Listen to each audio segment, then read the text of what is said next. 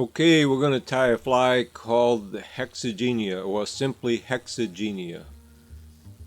This is a nymph pattern for a pretty large mayfly, and the mayfly lives in the bottom muck and leaves, and then emerges from that structure and then makes a mad dash, if you will, for the surface. So it's a good idea to weight these flies and then give them a good long time to sink when you're fishing them, and then strip them back to the top relatively fast, quite quickly, because they're a good swimming nymph.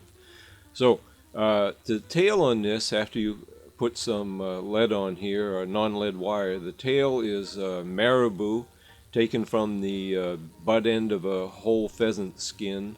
Ringneck pheasant, that's what does the tail as well as the gills on this fly. And this marabou should be about half the length of the shank. So I just measured it against the shank. I'm going to pinch it down.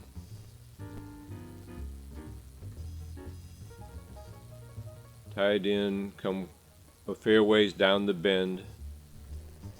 Cut off all of that excess.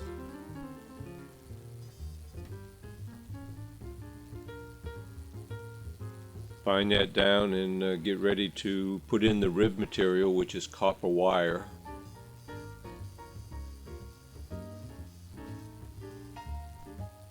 So I'll roll that over and grab my wire, bring it in, trap it,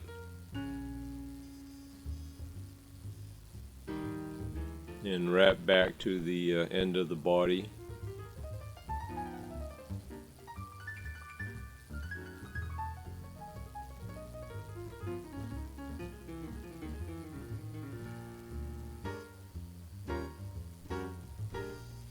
And this is a turkey tail, and this is what we're going to use for the shellback and the thorax or wing case.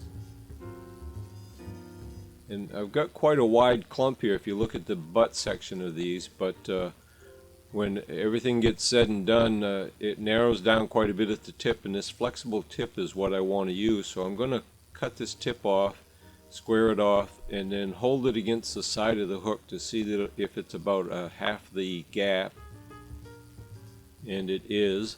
And even though the base looked quite wide, that tip does narrow down quite a bit, and you want it to be about half the gap. So don't pull it too tightly, it'll split, as you can see mine did here. I'll ease off the tension a little bit now that I've got it on top of the hook.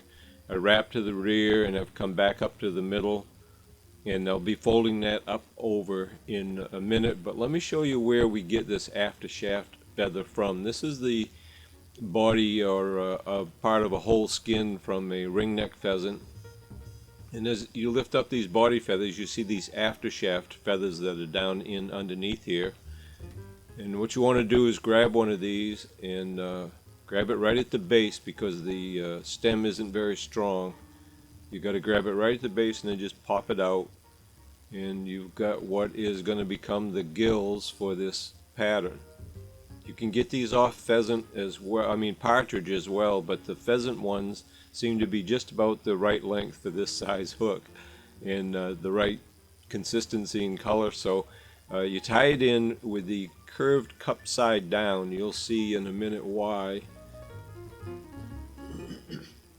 And here I start some dubbing on. We've got the shell back, the rib, and the gill material tied in, and so we're going to dub some yellowish fur that's a fairly spiky fur. You, well, of course, would match the color of the insects in your area, but this pale yellow is a good color to go with. It seems to work quite well. So you have to dub the whole length of this hook, and so you just keep adding dubbing and wrapping, adding dubbing and wrapping. I can't dub a very big length here because of my camera being in the way, so I especially have to stop and add more and stop and add more. But when you finally get up here,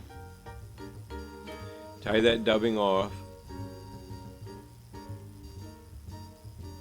We're going to bring this gill material up, And you can see now why you tied it with the cupped side down, because when you bring this forward and lay it down and tie it on here, the gill feathers, if you will, or little barbules or wisps, whatever you want to call them, come out and stick up, which is, I guess, the orientation of the natural legs on the insect. So go ahead and pull that up over the top and tie it off. Next comes this wing case, or shell back at this point. You just bring that forward, hold it in place with your thumb,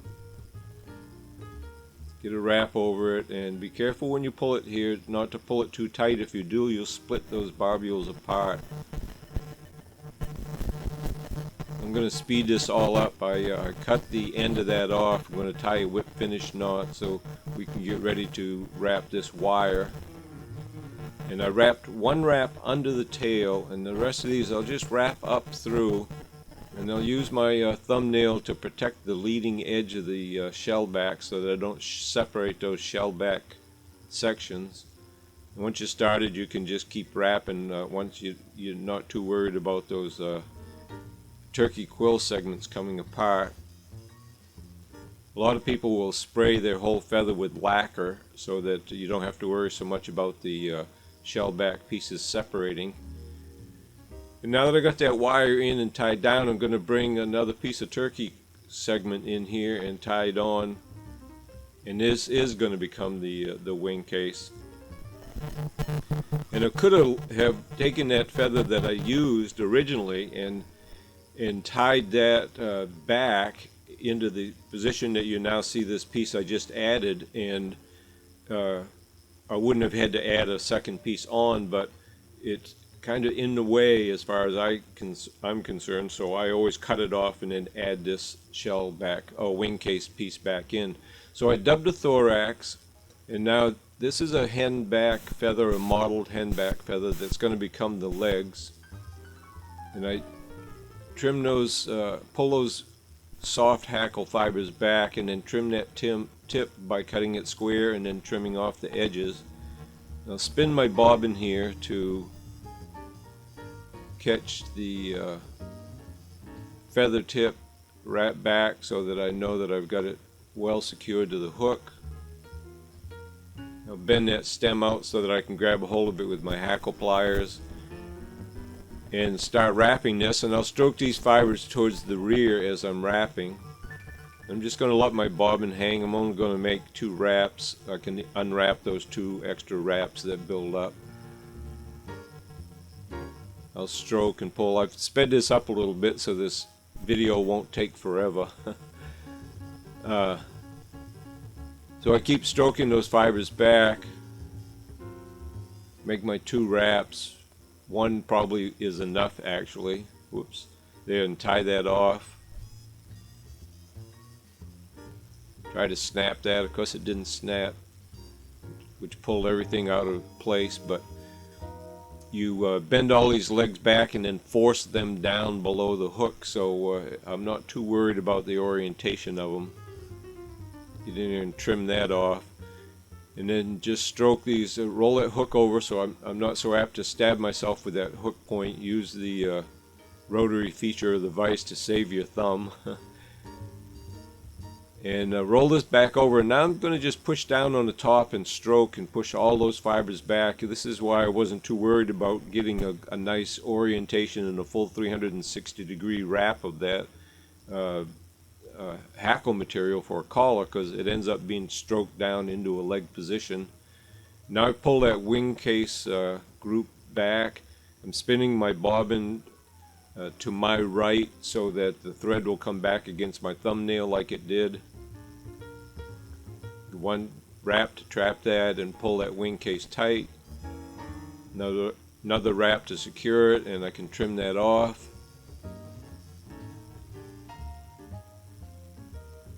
And finish wrapping that head and tie a whip finish knot, and this pattern is done. Now there's the recipe again, and the recipe will appear at the end of the video, and There's a little index that will scroll by here in a second that will tell you if you want to jump back to a certain point in the video. It'll tell you where you can see the rib put on, or the gills put on, or the tail section, whichever one it is that you might want to go back and look at. But there you have it. There's a Hexagenia tied using rotary fly tying techniques.